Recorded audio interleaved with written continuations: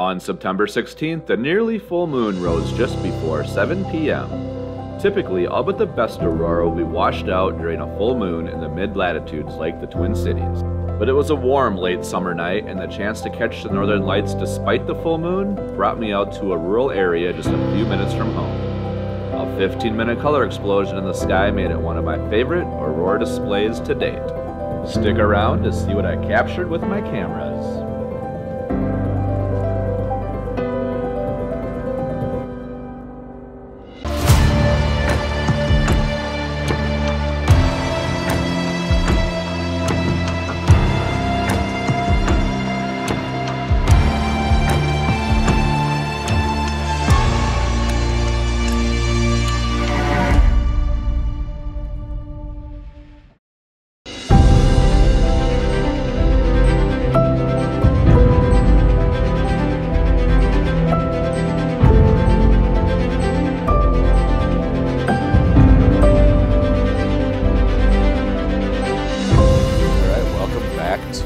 September full moon chase. Big full moon right behind me here. I have no light on me other than moonlight. That's how bright it is. And we are out looking for aurora. I'm at my very close to home location. I found this the other night. Shot some really dim aurora here. So we are actually in a G3 storm right now. We have a full moon. We have KP7. So all the data looks good and the BZ is negative. But there's nothing out there, and I agree that we have a full moon that's going to wash out anything but really strong aurora, and the data's saying it should be out there, but there's just no color. I keep taking pictures, 5-second exposures to see if I get anything, any greens, any pillars. There's nothing out there, so this has been one of those nights where it's not going to work out. I travel tomorrow, heading to a location where I'm going to hopefully have a chance to shoot the full moon tomorrow night as well. So I got a car turning down this road. I'm going to stick it around for a little bit and see if aurora does decide to pop out.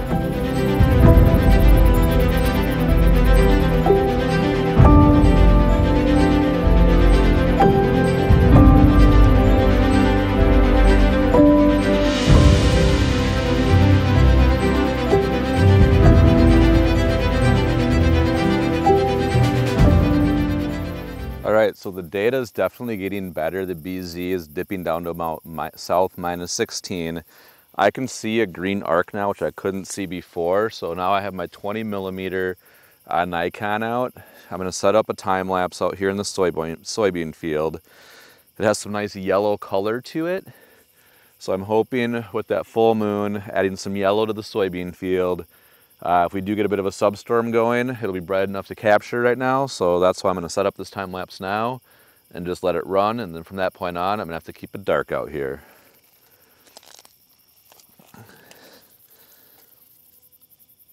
So this camera's set kind of low, which I like. And right now, one thing you have to watch with these big full moons is your tripod shadow. And since the moon is off that way, the shadow of the tripod's going this way, so I'm clear with that. So I've already focused on my camera. So I'm going to do a couple test shots here to see where I want to get this at. I'm at f2.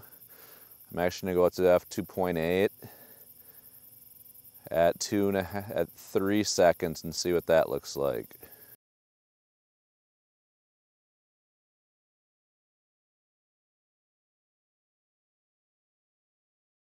Yep, there's just a light band of aurora down there, nothing too impressive at the moment. I'm going to bump up to 4 seconds to see how that looks. And I'm going to bump the ISO up to 800.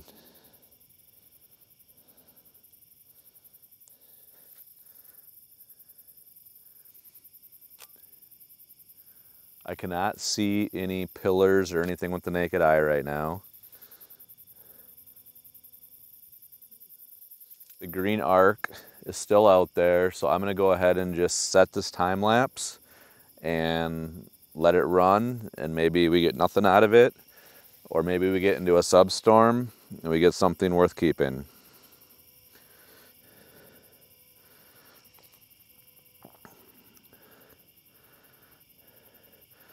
So I did like the 4 second. So for my time lapse, I'm gonna set it at a 5 second interval.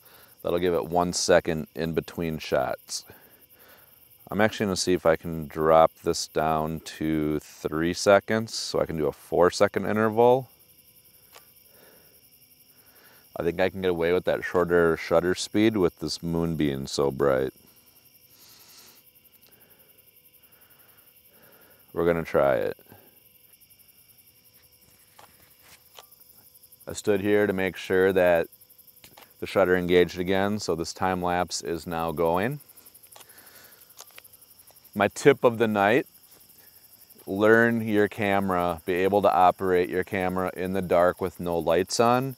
Know how to switch menu screens, know where your ISO button is, know where your aperture button is, know where your focus buttons are. It's gonna make your life a whole lot easier to memorize where everything is on that camera.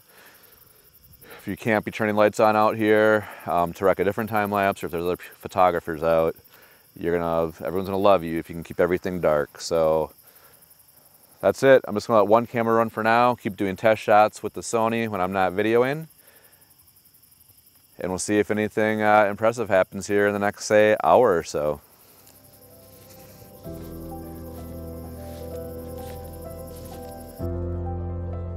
So that was the last video that my mic worked correctly.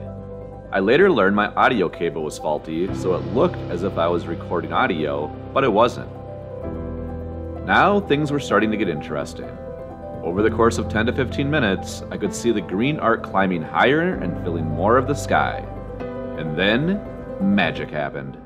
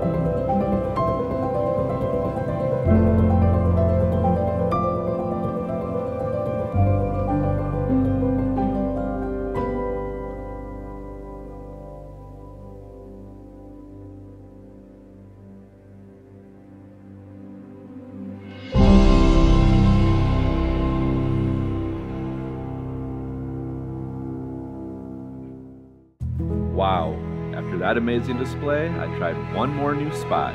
but it appeared the aurora was over for the time being. 15 minutes. That's how long that substorm lasted. 15 minutes of pure beauty in the sky.